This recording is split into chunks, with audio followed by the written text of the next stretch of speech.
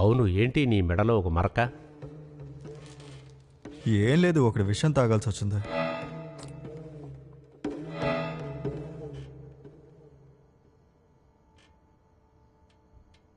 ఓ అలాగా.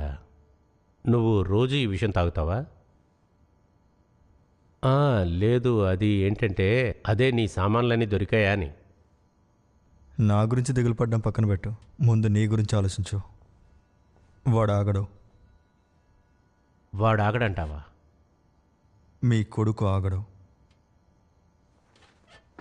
ఓ వివేక్,